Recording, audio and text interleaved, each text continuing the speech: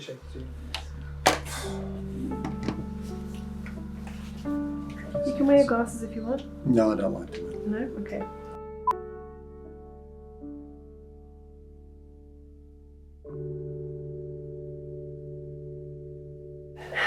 Alright, so do you want to walk me through what happened yesterday from the beginning? It's funny, when you ask that question, it does actually bring up a bit of emotion and going through what happened.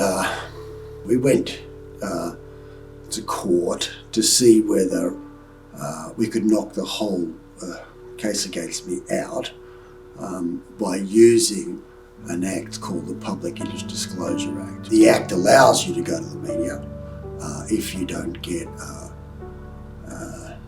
if you make an internal complaint and it's not dealt with properly. There were some arguments in the legal team about whether we bothered to even try to get under the act, only because the act itself is worded in a very strange way. You don't just have to be in the public interest, but you have to have, your internal complaint has to have been made to the public interest disclosure delegate or something like that. Now, we didn't even have one in the Defence Force, but they can knock your, no matter how good, you could be talking about the Holocaust, but if you didn't speak to the right delegate, according to, and the government gets to say who the right delegate was, you don't have protection under the Act. In relation to whether it was actually in the public interest, we actually had some evidence from the police because, as you know, the journalists from the ABC who covered my story, they were being investigated to be charged, and the charges against them were dropped. And the police put out a statement to say, we're not going to pursue the journalists because the story that they put out was in the public interest. They used that word. So it would, you would think that the whistleblower that gave them the documents, myself, would also be covered by that, or at least it'd be close. Anyway, so we come to court yesterday with our own team, quite a strong team, a guy called Brett Walker, who is probably Australia's most respected barrister, especially in this area. On balance, the lawyers thought it would be a good idea, and we thought even if we lost, it'd be a good dry run for the trial. So we went ahead with it. In some ways, it's been quite good to buy us time, I guess. So we were hopeful. I did think the new government ostensibly should be helping me. They've said that they like whistleblowers. They're going to put in a whistleblower protection agency, or they're not against it. They're going to put in an independent commission against corruption. So I had reason to believe that while they had to have a hearing to decide whether I actually was under the Act, that they wouldn't necessarily run the case very hard, because it might be a way for them to get out and save face, to say, oh well, he was within the Act, therefore we're not going to pursue him anymore. That's if they were genuine about helping whistleblowers. But so we went into court. I had a lot of supporters outside. We made speeches.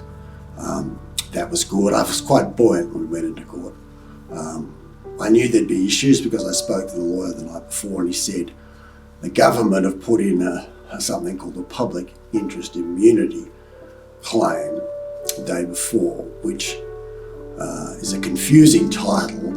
It's really, again, one of these double-speak titles. It's hard not to believe we're coming into sort of George Orwell's 1984, because public interest immunity actually means cloak of government secrecy. It's got nothing to do with the public. It means the government are trying to stop information being seen not just by the public but by the judge. We would have been happy to close the court, but the government was saying there is information discussed at the trial which is too secret that even the judge can't see. And while that would be believable, the sort of things they were talking about, well, one of them was actually something I'd written myself. a 20-page Word document which I'd written from my own experience, drawing on incidents which happened, but it was my own creation. But they were trying to stop the judge reading that because it had apparently secret information in it, and it's all written about the Afghan war. It's almost 10 years ago now. The idea that there was anything in there which was seriously damaging to Australia's security was quite ridiculous. The problem, the very frustrating point, is that once the government says that, you can argue against it, but you will lose. The government get the ability to say, no, this really is secret and we're not going to entertain an argument over it. And our very experienced lawyer who works in this area knew that. He said, well, we can oppose the secrecy claims, but we will lose because the government, the judge has to take the government's word for it. So I knew it was going to be tough. Having made the speeches, my lawyer Mark came up to me and he was sweating and he was very panicked. And before we actually went in, and he said, we can't win today.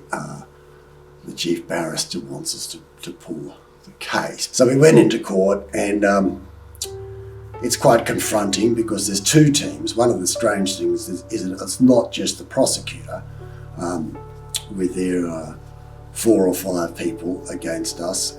There is a whole other team from the Attorney General's department who are there supposedly just controlling the information. And they're all in their black robes. There's about 6 of them. We've got a lot of documents. They're all very serious. And they're up on the right-hand side. There's the prosecutors in the middle. There's us on the far left with our very small team. And the judge has been changed halfway through the case. I've never seen that before. Unless the judge gets sick, and our judge hasn't been sick. He has been very receptive to us. He's been very helpful to us. He's made comments to the prosecution which suggest he's not happy with the way they're running things. And now he's been replaced. So the new judge comes in, and the new judge, while he's a pleasant enough fellow, he used to work as a prosecutor. So, it's hard not to think that he's probably going to be biased towards the prosecutors. And our barrister stands up and he makes a very eloquent but softly spoken and coded speech to the judge. We can't go ahead. We didn't say that until the very end, but he said because of various different secrecy claims which are made by, and he had to use this euphemism, our foreign partners, and even now I'm not really allowed to say what that is, but it's a get out of jail free card. If the government can say, our foreign partners don't like this, the judge can't even argue with that. And also he mentioned the fact that it looks like, even though I made quite a detailed complaint, that he may not have gone to the right person according to the government, and therefore they were saying that I wasn't getting any protection for making a complaint because I didn't complain to the right person. Anyway, he finishes his 15-minute speech. Everyone up the back of the court is totally in the dark because they can't even hear what everyone's saying. To add insult to injury, he offered the prosecution and the Attorney General even, who have made life so difficult for me, to say, do you want a costs order, which means we would have had to pay their costs for coming to court that day. In fact, all the costs, which would have been huge. Luckily, the prosecutors said no, we don't. They just said we don't have anything to say. So I credit to the prosecutors. The Attorney General's followed the prosecutors' lead, but I don't, they've been nothing but trouble for me. So I don't. They probably just followed the prosecutor's lead. I don't think they were trying to do me any favours. The audience didn't realise. They thought it was just an adjournment. The people in the gallery. So I walked up the back and I told my ex-wife Sarah that it was not, I was going to go to a jury trial. The whole we had failed to stop the court case, and she was so upset she couldn't hold herself back from letting out this terrible sort of scream, which scared everybody a bit. But it's been a long time, and 10 years, literally 10 years. You think about it, ups and downs, and very hard on ruined our marriage, and very, very hard on our children. And to think that I guess she was secretly hoping that it might be over too. The disappointment was, it was terrible, and I had to tell her that. And of course, I felt very bad because it was over before we even really fired a shot. It was confusion. I spoke to people outside the court. At the time again, as I said, I was okay then. I didn't feel sort of too much emotion, and it wasn't until maybe half an hour it passed, and that started to wear off. We went outside and had a few press conferences. I couldn't really fully explain it to the press because I didn't really fully understand it myself. Even though I'm a lawyer, I very much focus on the main game. You can't do everything yourself. It's a mistake to try and do everything yourself. So I do let the sort of day-to-day case running go to the lawyers. But it was hard to have to explain to people that it was all over. And luckily the press were quite good, and they got it. And I was a bit worried. Some of the first press reports that came out said McBride fails, or McBride not considered a whistleblower, and that sort of set my heart, made me even angrier.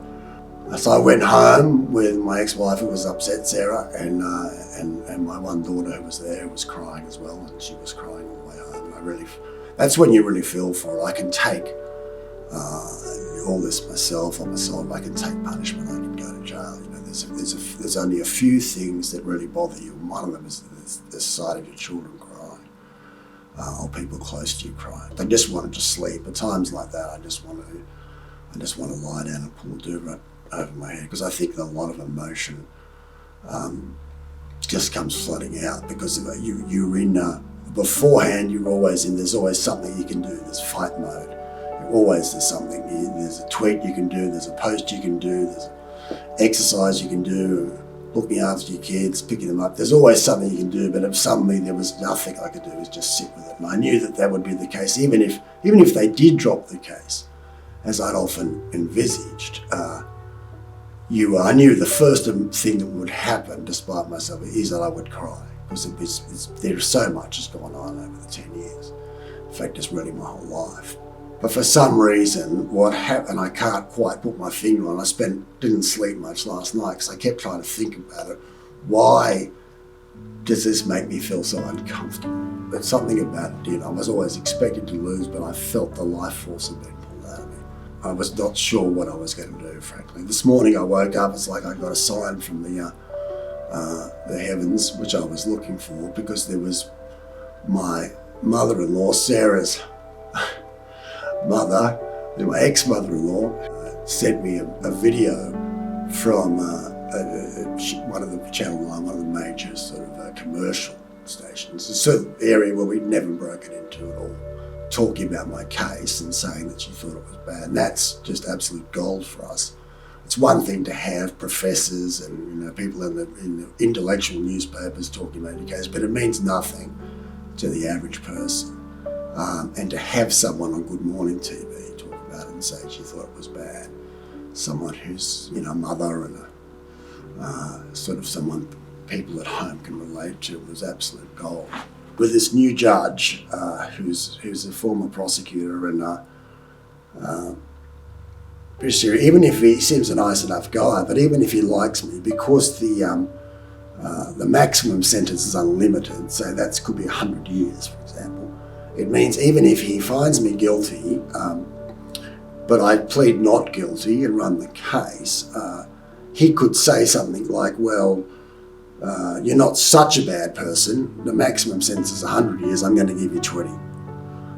So that's pretty sobering. I want to do the right thing. I don't mind doing a little bit of time in prison. The idea that I'm not going to come out until I'm an old man, that does bother me. That does bother me, and that is the real possibility now. But with this government stopping evidence. They can stop it. We could have a fantastic witness who would totally support me, say I did the right thing, and the government could stop them coming. The government could stop, things coming out of my mouth which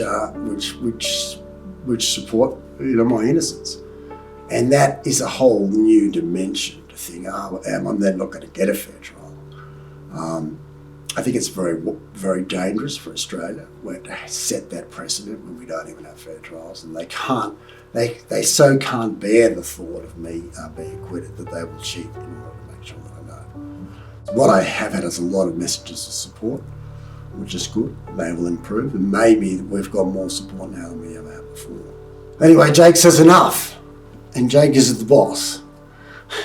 He had a bit of a boring day yesterday. We didn't take him into court. Maybe we'd have to in the future to sort of win the jury over. Thank you very much.